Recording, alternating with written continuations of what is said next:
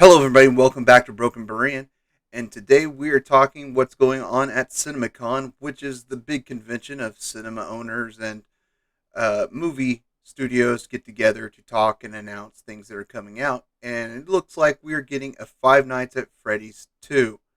Now, I don't play the games, I was never a big fan of it, but it is a big hit with my kids. They know all about it, they were excited to see it, and they're old enough where I thought this would be an appropriate film for them to see.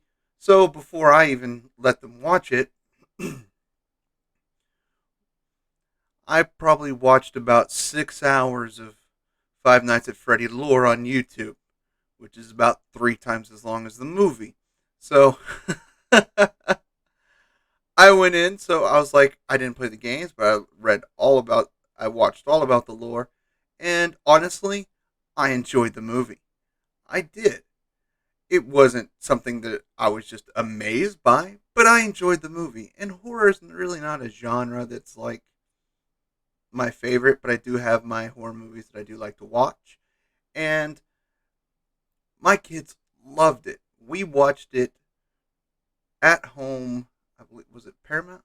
Yeah, on Paramount or Peacock, whichever one of those two actually put it on their streaming service at the same day it hit theaters. So we watched it at home just to see if my kids liked it. And I told them if they wanted to go see it again on the big screen, we would. And they were like, no, they just enjoyed seeing the movie. So we didn't actually go to the theater to see this. And we actually watched it twice in the same night. It was a fun, interesting movie. And we really enjoyed it. And the critics absolutely hated it. I believe the Rotten Tomato score was like 32%, but the fan score was 87%. Kids and teenagers were going to the movies dressed up as the characters. I mean, this was a movie designed to give the fans what they wanted. And it was a huge success, don't get me wrong. I think that they made 300 million, and that's them releasing it at home the same day it hit theaters. Like I said, we watched it twice and we didn't pay for a theater ticket. Yet it still made $300 million. That says something about what the fans want and what people want. They wanted a movie they could take their kids to and enjoy and just have fun with. And sure enough, it was a hit. And let's just say normally by Hollywood standards that okay, it only made 300 million and the critics didn't like it, so we're probably not going to do a sequel. But they realized that hey, it made 300 million and we didn't exclusively release to theaters and the fans loved it. So we're getting a sequel. And based on the games and the comic books and the books, there's a lot of material to go down. And I'm kind of I'm kind of excited for it to be honest. I found that this was a very interesting kind of it's very dark in how things work in this world, but it's more to me kind of like a children's version of Chucky, to be honest. And it was fun. It was not gory. It was a little violent, but it wasn't gory. And it was a very interesting movie. And someone who's never played the games, but my kids know about it. I never let them play the games. They never downloaded them, never played them, and but they know all their friends talk about it.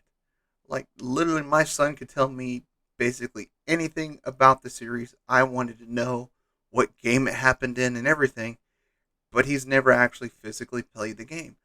The kids talk about this movie, so this is going to be a home run for Universal because they made a lot of money the first time just testing the waters. Now, if they do exactly like they did with this last one and just do what the fans want, this is going to be huge.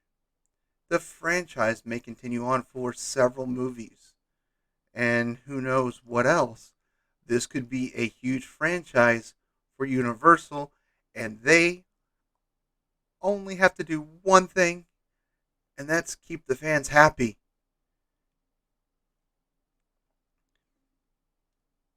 I think they can do it. They just have to look at Disney and see what they're doing and do the opposite. So I have a big hope for this movie. I'm actually kind of excited because, like I said, it was fun. It was interesting. I enjoyed it, and there's a lot to criticize about it. Don't get me wrong, but overall, it's a good. I want to say low impact. I'm not sure what the words I'm looking for is, but a very mild horror movie. More jump scares than anything, and it was a blast to watch. And I'm excited for the second one. Told my kids it's coming out, and they're like, "You're kidding." I'm like, "No, we'll probably see it. Honestly, probably next summer." It doesn't specifically say; it just says 2025, but I almost guarantee it's going to be a summer release like it was last time. And it did so well. It wasn't even on a major weekend; it was just a summer release weekend, and it did incredible. So, absolutely, we're going to have a blast with this. I'm excited. I'm excited that Universal is listening to fans and not the Hollywood pattern of the last decade. So, what do you think? Did you enjoy it? Because honestly, I did. Let me know down below if you liked it. Please like and subscribe. It really will help me out. So, until next time, my friends, as always, I love you all, and there's nothing you can do about it.